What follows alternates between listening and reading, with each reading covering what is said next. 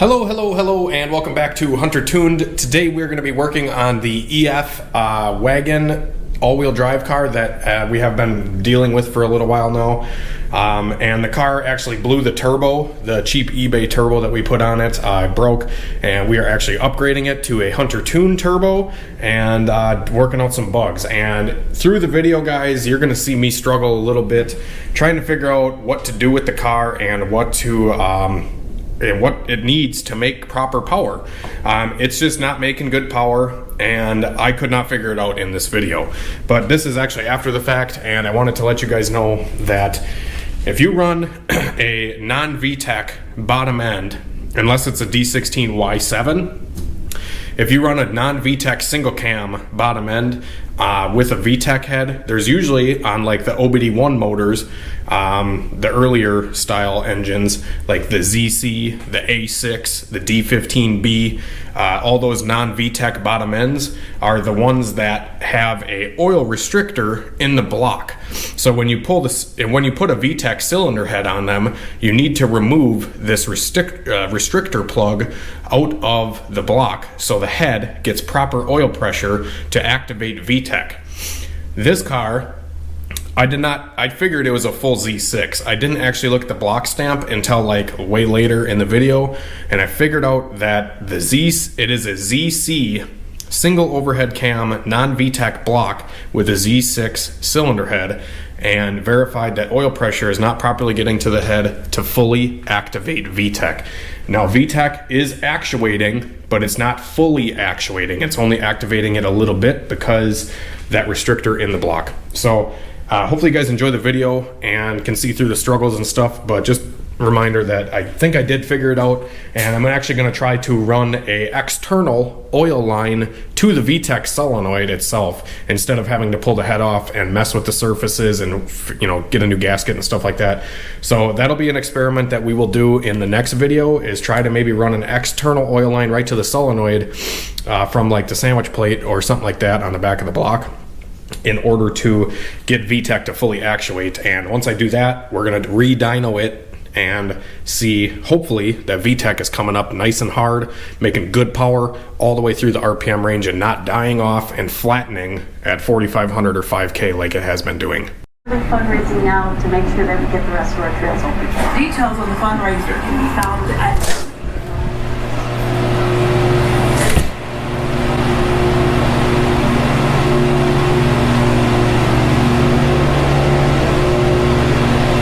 Today we're going to be working on the EF wagon. A couple videos back we actually had some issues with this car, and the turbo actually failed on it. So this setup is, you know, I kind of went over it in one of the last videos, but it's an eBay turbo kit, and we tried really just giving the jam to this little eBay turbo, and the shaft actually broke from the compressor wheel on this turbo. So we ended up actually getting some new parts for this car, and we're going to throw them on in today's video. So we got a brand new GTX 3071 with a 63 AR V-band hot side T3 flange, like all of them are from the GTX series on my website. And then I also had a guy on Facebook that sold me a mini ram horn manifold for a D series from Speed Factory. So we got a really good deal on this manifold. Normally these manifolds are like $600 or $700, and we got it half off, a little less than half off actually. So Speed Factory mini ram horn, very good quality manifold, and EF chassis specific. So a lot of this stuff should fit, I'm hoping, you know, with minor adjustments obviously to the turbo kit. So what we got to do first is we're actually going to pull off, sorry, the heater just shut off. First we got to pull off all the old stuff. So I'm going to start by probably trying to remove the intercooler piping from this setup. That's one of the issues that I didn't like with the way that this turbo kit was designed, is the intercooler piping is really kind of not the greatest. It does a really sharp bend here, and yeah, we're going to try to just make this setup work a little bit better. So try to get the intercooler piping and the downpipe off, and the oil lines, and then all the bolts around the manifold to go onto the cylinder head there. And then we just have like this vacuum line here for the wastegate. intercooler piping, oil lines, and yeah, she should all be off. So I'm gonna just try to pound this out real quick. Maybe I'll time lapse it, and yeah, hopefully you guys enjoy the video.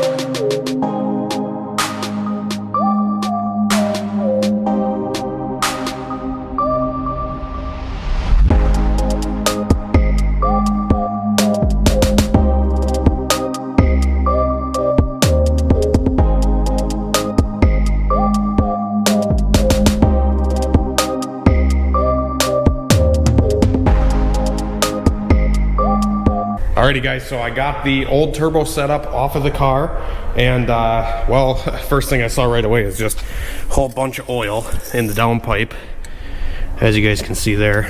And then this turbo looks real good to me, guys. I don't know about you. What do you think? I'm spinning the compressor side currently. It isn't moving this. Oh, if I take the shaft and spin it though, it does. Looks good to me.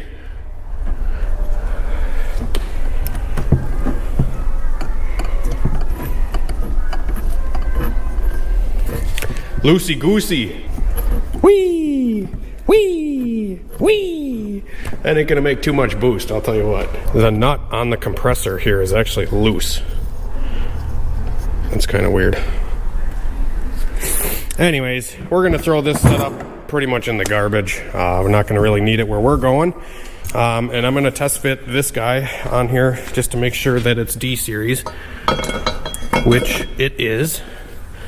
So we're good to go there.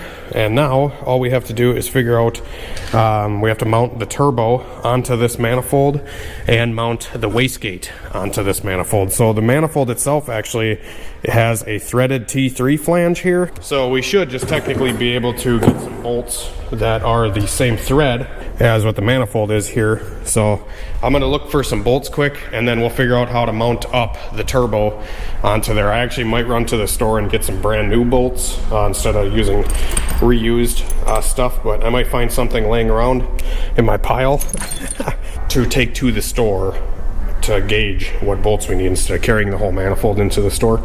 I probably look like a crazy person. Alrighty guys, so we got the old setup off, and I have the new turbo sitting on the ground over here and the new manifold also sitting over here. I actually unbolted the turbine housing from the turbo here, and I just bolted the turbo housing to the manifold, and then the rest of the turbo is just sitting over here, and I can put that on afterwards. It just makes it easier to, you know, install the manifold like this.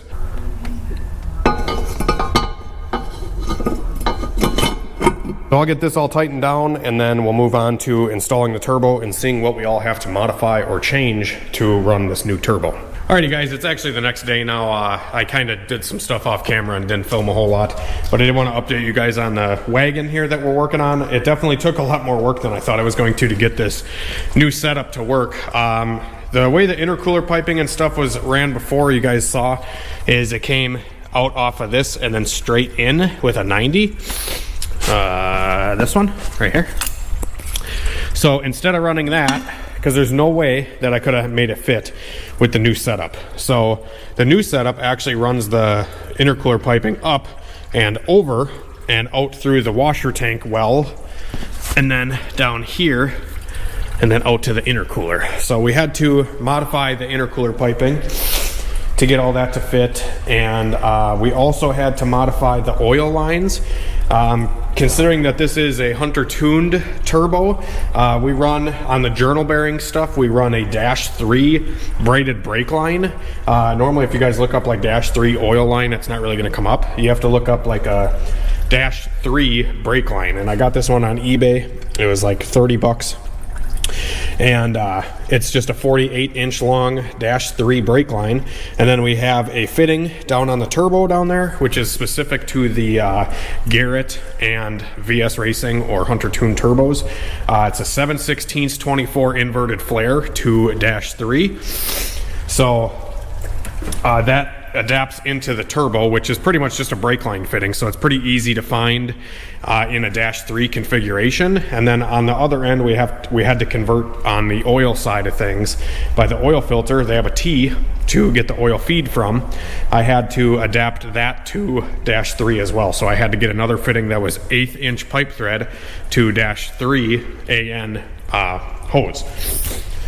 So, and then we did have to redo the oil return line as well, because the where they had the oil return on this thing was actually offset to one side of the pan, and the way that this manifold and everything is actually fits properly, everything fits great. It's just the way they had it set up before, they had stuff ran to work with the wrong stuff kind of thing. So I pretty much just put a cap on the old return line, and then I have a new return line installed into the pan. I'm actually doing an oil change right now. But you guys can see the oil return line is literally just straight right into the pan. I have a 45 off of the turbo, and then it's just straight into the pan. There's no kinks, nothing like that, and no leaks. And then I just capped this one off over here for the time being. And then we had to make a downpipe for this as well. So the downpipe just comes down to here for now. I could put another 90 on this and run it back, but I think the guy actually just wants to run open downpipe, so that's probably what we're gonna stick with. And in the mix of all the old turbo exploding, it killed the O2 sensor. So now I have the new O2 bung installed down in here. Hopefully you guys can see this stuff. The new O2 bung is down there, and the O2 sensor is plugged in and everything like that, but the gauge inside the car is telling me the sensor is bad. So it's kind of common though when you spew a bunch of oil into the downpipe like this one did. I mean, it's just caked full of oil. So all that oil, when the turbo exploded, it just chucked all that oil right at the sensor and it shorted it out. So we're either going to have to just tune it with the dyno wideband, or we'll see if the customer actually wants to get a new sensor. I don't know if he will or not. Yeah, and then obviously we had everything clocked, and I tightened all the compressor bolts down. We got all the hardware installed on the manifold to the turbo. The wastegate went right on. Besides, this top hole was actually stripped out on this manifold, so I ran a bolt and nut combo just to get it by. And the vacuum line, I didn't have to extend or nothing like that for the wastegate, so that's nice. I do have to make a dump tube for it, and that's kind of what I'm working on now. I don't know if I'll have time to finish it tonight or not, but the dump tube is going to have to come down probably right, in line with the downpipe, so it's not shooting the exhaust at the motor or at the radiator. So I'll have to get creative with that to figure out what we can do there. Another thing that kind of sucks is this thing did spew all these frickin' turbo pieces into the return line. I did clear out the pan and everything like that, but these pieces were literally just lodged inside of the return on the old turbo. So these are all pieces of the shaft and the, this shit in here. Like, this turbo is so shot, it just exploded. Like, shaft broke inside, and then the casting on the inside of the housing here actually like disintegrated and chucked into the oil return line. So I cleared all that out, and we're all good there. And now I'm doing an oil change just to flush it out one more time, and we should be good to hit the dyno as soon as we can get a dump tube on it, so we can safely shoot the exhaust gas away from the motor. But other than that, guys, everything fit pretty well. I'm pretty happy with how this thing is coming out. It just sucks. We're gonna have to either figure out a wideband situation for it, or like I said, use the dyno's wideband. I like to use both just to compare between the two to make sure one isn't like reading, crazy different than the other, to make sure that, we don't have a wideband issue. But we can get these sensors at the parts store, but they are a little pricey. They're like $100, I think. I've mentioned it in a few videos. It's like 17018 or something for the old style, and then the new style is, I forget exactly what the part number is, but you can get them right at AutoZone or O'Reilly's. But yeah, so once this oil change is done, that's probably going to be it. I did quite a bit of work on this thing over here as well. This is that Del Sol that we were working on in the last video. I got, let's see here. We got the HunterTuned injectors installed, and we have some adapters to go from the OBD1 connectors to a V6, which are the flex style. So we got the injectors installed, and I also did some tuning on this thing just to get it kind of up and running on the flex style injectors. And then we transferred this thing over to E85 the other day. We drained all the pump gas out of it, put E85 in it, and we will pick up on this thing whenever Jake's car's done. I want to get this one done first, and then we can come pick up on this one again late. Just sucks I haven't had a whole lot of help out here lately, and doing this by myself, dynoing by myself, is tricky sometimes. So I'm just working on getting a system down to where I can film everything and to where I can dyno stuff, you know, safely by myself, and not need to rely on other people to be out here to help me, because not everybody can be out here all the time like I can. This is a full-time job for me, so I gotta continue grinding away. And anybody that has placed any orders on the website in the last, I would say, week, if you guys are in a rush, I'm really sorry, but I've been just so busy out here getting these guys' cars done, and this clutch on this car, all this stuff going on. I don't have any injectors in stock right now. I'm working on getting more. I would assume I would probably have them shipped by next week at some point.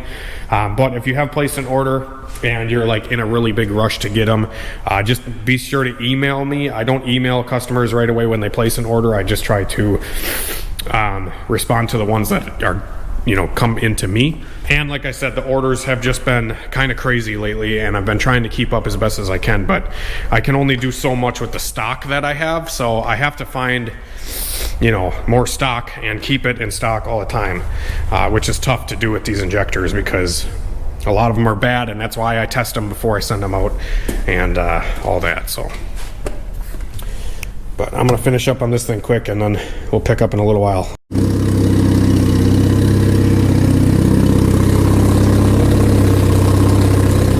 Everything's up and going on the EF now. We have to just kind of make sure that the tune is going to be good. The wideband is not reading properly at the moment because the sensor is so close to the edge of the exhaust that it needs exhaust pressure and energy to be able to read properly. So we're just going to make sure that the wideband's going to read while we're driving and in boost. And if it does, we're going to try out this new turbo and see how everything goes.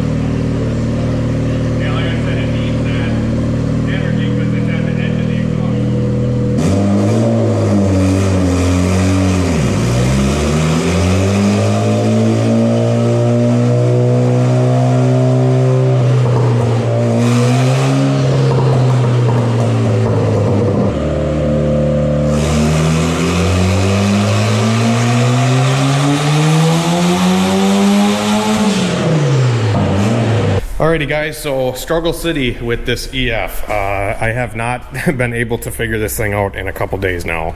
I've been on the dyno, I've done a lot of pulls with this thing, and I've been through the whole cylinder head. I have been through distributor timing, mechanical timing, turbo, compression, everything, and it just doesn't seem to be making the power that it should. It lays a pretty good graph on the dyno here. As you guys can see, it actually looks fairly good. It comes up and it just kind of flat, you know, it's just like a flat curve. It doesn't you know, come up and like continue gradually increasing like a Honda normally does. But I mean, we're only making like 165 horsepower and 180 foot-pounds of torque is the peak one that we did. 170 horse and 180 foot-pounds on 10-ish pounds boost. I feel like 10 pounds of boost, this thing should be 200 or better, and it's down like 30 or 40 horsepower. I don't know why it's down on horsepower. I've been, like I said, I've been kind of through almost the whole thing on this car, and it just doesn't seem to want to make power. I've tried playing timing, putting timing in and out of it. I've put fuel in and out of it 100 times just to try to see if maybe wideband wasn't reading right, or you know, the distributor was fading ignition out of it or something like that. I've tried with Vtec off, Vtec on. Show you the curve with Vtec off on this thing, so you guys can see clearly that it is severely dropping where Vtec should be coming in, and you know, this is with Vtec on, obviously makes a good chunk difference, but like I said, it just doesn't make the power like it should. I feel like this thing should make 200 horsepower on this boost level, and it's not. So there's no sense in me cranking the boost on this thing to make a number when it's not making a good number at lower boost. So I'm conservative like that, I suppose, and I don't like to overshoot or anything like that. The exhaust is not a restriction, it's just a mandrel 3-inch elbow off of the turbo. The boost does seem to come in, it comes up hard and then kind of plateaus, like it peaks like 11, 12, and then flatlines at 11 flat, or 10, 9, or 10, 8 pounds of boost. Yeah, kind of stumped. I don't want to chuck a bunch of power at this thing if I can't figure out why it's not making power at low boost, and it's just kind of stumping me right now. I don't know exactly what's going on. Yeah, and I was busy yesterday. We went to a Milwaukee Bucks game. If you guys follow basketball at all, the Bucks are actually #1 in the NBA, and their brand new stadium is like an hour away from us, and we just wanted to go check it out, and man, it was a really cool experience. I may throw in a couple little clips off my cell phone from just like the arena. It's crazy. If you guys follow me on Snapchat, you probably saw it too. Yeah, or Facebook. I think I posted on Instagram too.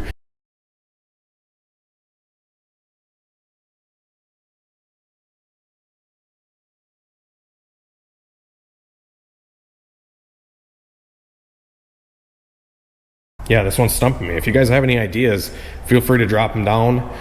Like I said, it's not really anything to do with fuel or ignition timing that like I said, I did play with ignition, and I did gain like 20 horsepower because initially on my conservative ignition timing, we were making about 150 horsepower, and we're making 170, so we picked up a little bit from ignition, and the curve smoothened out a lot. Before it was actually a little bit more choppy with less timing in it. That I've learned that with the dyno is that the less timing you have in it, you'll see the curve kind of be blotchy if it wants more, and when you put the right amount in it, it will kind of just smoothen out.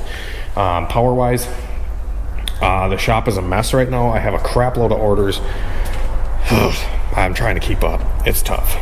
It is tough. But this turbo is fucking bitched. So, we definitely have some other issues on our hands other than the turbo. We did replace the turbo. We have a bitchin' turbo kit on this thing now, but we're still just trying to find the right power and the issue going on with this car. I'm unsure if maybe it has like, the only other thing I can maybe think of is that the head is a Z6, but maybe it has a different cam in it, like a Y8 cam with the Z6 gear. That would throw it off timing wise on mechanical side, and that's what it kind of seems like. It kind of almost seems like it's a mechanical timing thing but like I said, the keyways are all there, the timing is set perfectly, but maybe the cam itself is a Y8 and it's using a Z6 gear. I don't know if that would advance the timing or retard it. I'm not exactly sure. I'd have to look it up, but the power seems to be makes its peak power really early, like 4,800 RPM is peak torque, and peak horsepower is like not much farther behind, like right at $5,000 or so. So I'm going to maybe just talk to the customer and see if we got a mechanical, if he's got a different camshaft in this thing and it's just not, maybe we could get a gear on it, like an adjustable gear, and retard it 2 degrees and see what it does to the power curve, because the boost comes in really fast and hard. I don't know, I'm lost. Hopefully you enjoy these rambled fucking clips all together, guys, but I feel like I gotta get a video out for you guys again. Tomorrow I'm gonna be out here doing some more stuff. I have 2 more cars outside that I have to do for customers, and this thing is just taking up all my time right now, and it sucks. But I'm really trying to get it right. I don't want to pull it off of the dyno until I know it's good, kind of thing. So yeah, hopefully soon we'll get it. But thanks for watching, guys. Have a great night and a better tomorrow.